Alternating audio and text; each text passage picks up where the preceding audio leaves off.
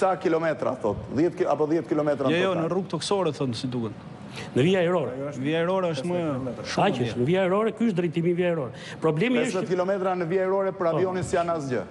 Sepse avioni i shef me sy të lirë të dyja pistat në qoftë se është midis tyre. Absolutisht. Pra nga lartësia 5000 metra që thot ai, avioni shef me sy të lirë dhe rrinasin, edhe kam frikë se shef dhe gjadrin. Ai e ka pranuar fiks gjadri, po mos kishte ato blloqet e betonit, mund të funksiononte fare mirë. Por fakti që janë vendosur ato blloqet, kështu që prandaj është hapur pista atje në një tok që në fakt prokuroria Klimit të Rënda e ka regjistruar procedimin penal, gjithashtu edhe Durrësi me sa kam informacion për kalim të palitshëm të kufirit, për shkak se ka hyrë në territorin shqiptar duke mos respektuar çdo procedurë që ka ligjore.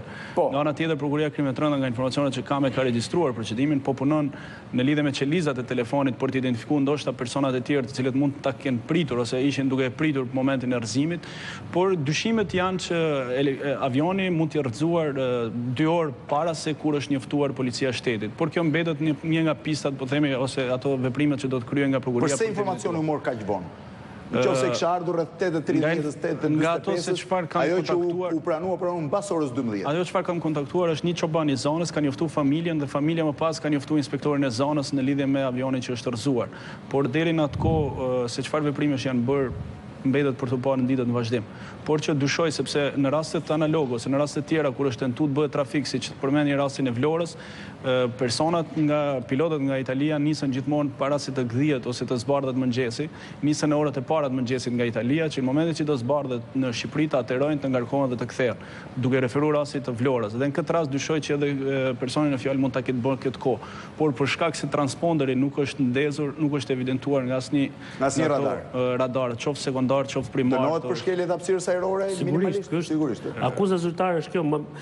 Akuzat zyrtare për momentin është kalimi i paligjshëm kufirit. Por që në vazhdim besoj do ketë edhe hetimet që po vazhdojnë për trafik të lëndëve narkotike mbetur tentativ. Për shkak se dihet që në atë zonë funksionojnë disa grupe kriminale. Fakti që pse s'ka pasur informacion policia, më çudit ajo, pista është tepër e gjatë.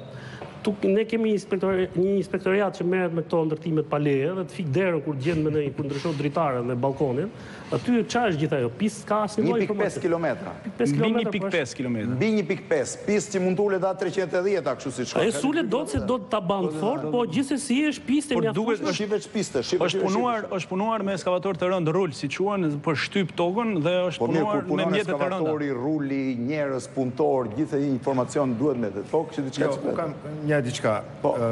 Derisa avioni, siç thuhet, është nisur në orët e para të mëngjesit, mund të jetë nisur në orët e para të mëngjesit. Dhe kjo që as nga Italia nuk është raportuar, nuk është njoftuar që është çuar një avion, pra radarët italianë nuk e kanë kapur. Është ngritur një avion i tillë. E dyta, as Italia dhe as ne nuk kemi radar të tillë që ta kapin, sepse ju me të drejtë tek shpjegimi që dhanë është fikur kjo.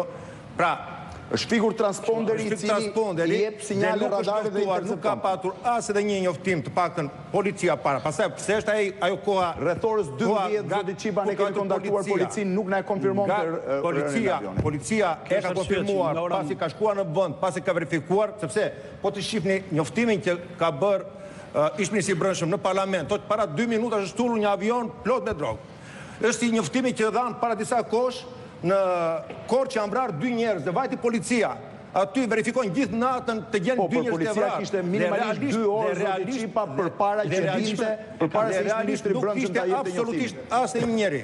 Edhe kjo, do të thotë policia i jep deklaratat kur e verifikon, kur është të jap një informacion të saktë. Në rastin ndërsa problemi, jo, një detaj, rastin e Korçës, sapo avioni do të sallë operative. Po, asnjë njoftim nuk ka nga pala italiane, po se është nisur për Milano, nga pala italiane plotson dokumentat për një avion që niset për Milano. As në Milano dhe as për Shqipëri, nuk ka kapur radar kur shquar këtu. Radarët hapësirën ajrore mbi